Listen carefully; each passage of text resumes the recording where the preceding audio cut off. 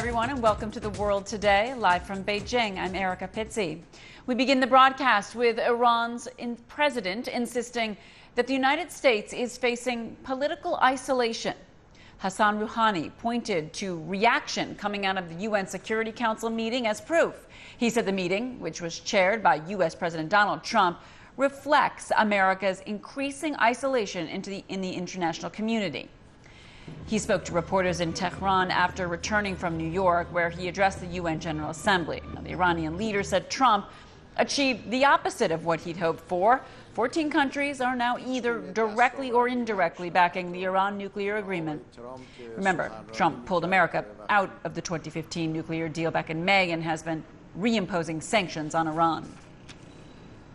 Turning now to Germany, where strained relations between Berlin and Ankara may be eased this week by this week's official state visit from Turkish President Recep Erdogan. Now, the tension stems from the imprisonment of dozens of Germans as part of a crackdown that followed a failed coup in Turkey in 2016. Turkey is seeking to improve its awkward relationship with Europe at a time when its ties with the United States have deteriorated and the lira, well, it's fallen sharply. Germany, which has 3 million people with Turkish roots, needs Turkey's help in containing the refugee crisis beyond Europe's borders. Erdogan and Chancellor Angela Merkel are expected to discuss terrorism, Turkey's efforts to join the EU, and the conflict in Syria. I'm Ben Fazulin. Let's do business. Turkish President Recep Tayyip Erdogan is in Berlin for the next 2 days. Political relations between Germany and Turkey are strained, but with Turkey's economy struggling, Ankara cannot afford to spurn old friends. Erdogan's visit comes at a time when Turkey's economy is in dire need of help. While Turkey once enjoyed an economic boom on the Bosphorus, much of that growth was debt-driven. This year, Turkey's external debt ballooned to $466 billion, or close to it, as you can see there, reaching just over half of the country's total GDP. And that debt is getting more expensive by the minute.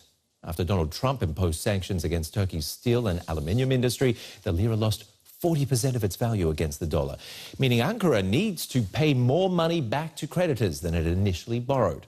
And that's hurting investor confidence in the Turkish market. The central bank has also recently raised interest rates to fight inflation against the wishes of Erdogan, who's afraid it cuts into growth. Turkey's economic health will be on the table as Erdogan meets with the German ministers of finance and economy. Both countries have ruled out financial aid for Ankara. They race through the countryside at more than 300 kilometers an hour. High-speed trains made by Siemens are already running on tracks in Turkey. Siemens manager Michael Kopp is hoping for more orders. According to media reports, Ankara wants German support in setting up a high-speed rail network worth 35 billion euros. So far, no decision has been made, but the latest Siemens Velaro model could play a part. In 2013, we got an order to deliver 7 high-speed Velaro-type trains to do 300 kilometers an hour between Ankara, Konya, and Eskişehir. In April of this year, we got a follow-up order for 10 more of these trains, and they're under construction now. It's not only big German corporations that have business ties to Turkey, so do medium-sized companies. Entrepreneur Bülent Uzener from Bremen installs business software, for instance, for parking garage operators. He employs 120 IT specialists in Bremen and Istanbul. Apart from that, we do a lot here in software development and software selection processes. We have various projects with which we ultimately help a company make its processes more efficient and save money. Uzener moved with his family to Bremen when he was a child. He studied economics and worked for consulting companies before setting up his own business. He comes from a humble background. His father was a welder in a shipyard. His mother was a housewife.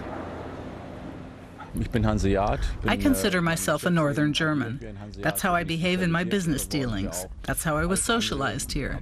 Descriptions like migrant, child of immigrants only serve to marginalize, and I reject them for myself and my children.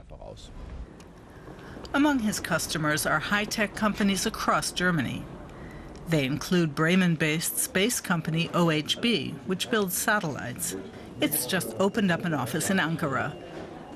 Bülent Uzener sees the economic crisis in Turkey as a good opportunity for investment. You can invest anti-cyclically now. The lira has had a drastic decline. The euro is strong. So you can invest a lot in Turkey for less money, and that's what I'd recommend now. And despite the current strained political relations, German and Turkish companies share many interests. German industrial giant ThyssenKrupp is set to split its holdings into two separate companies. Company management confirmed the plans today, indicating that specifics would be announced at a shareholders' meeting this weekend. One of the future holdings will focus on industrial goods and construction material production. The other will continue ThyssenKrupp's elevator and automotive component production unit. For months now, ThyssenKrupp has been under pressure from its investors to speed up its restructuring efforts.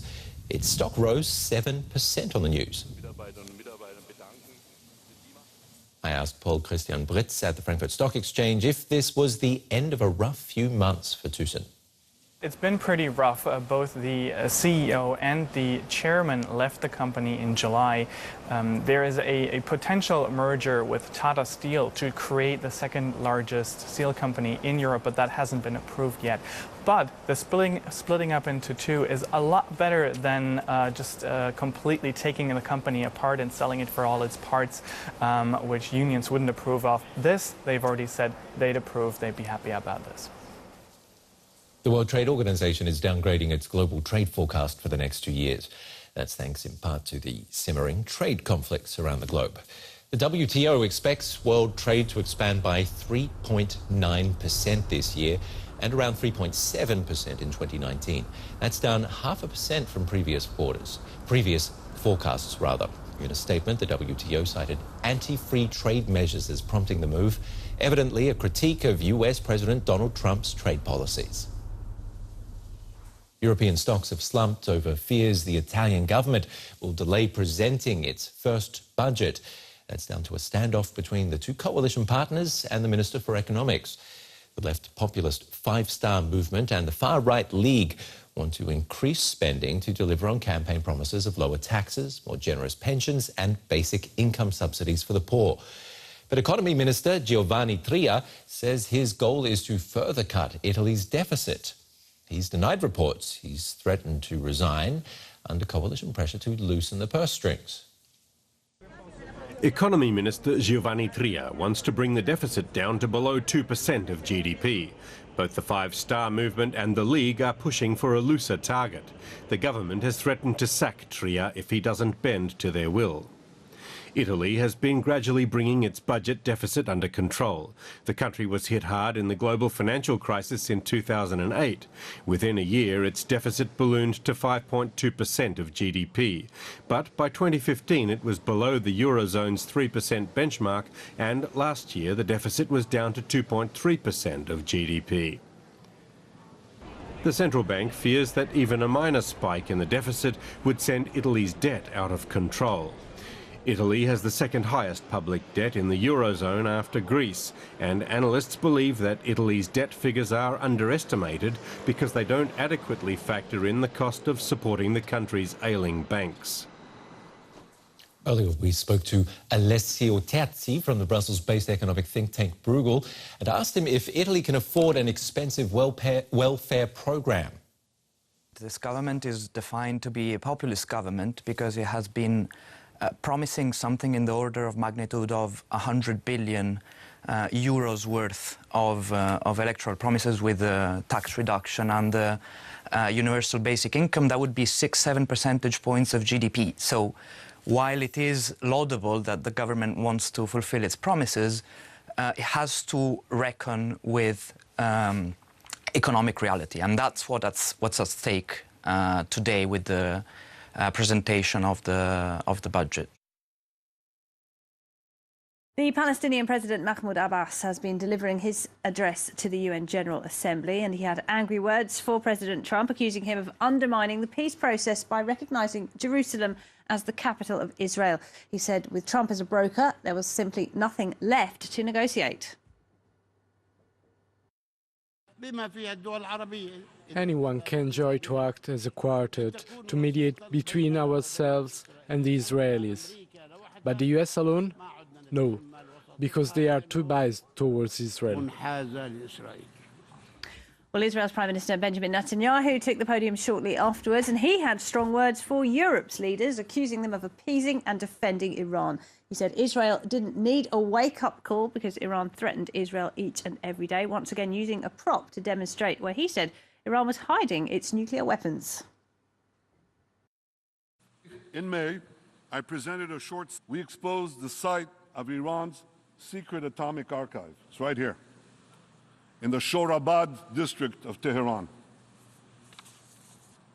Today, I'm revealing the site of a second facility, Iran's secret atomic warehouse.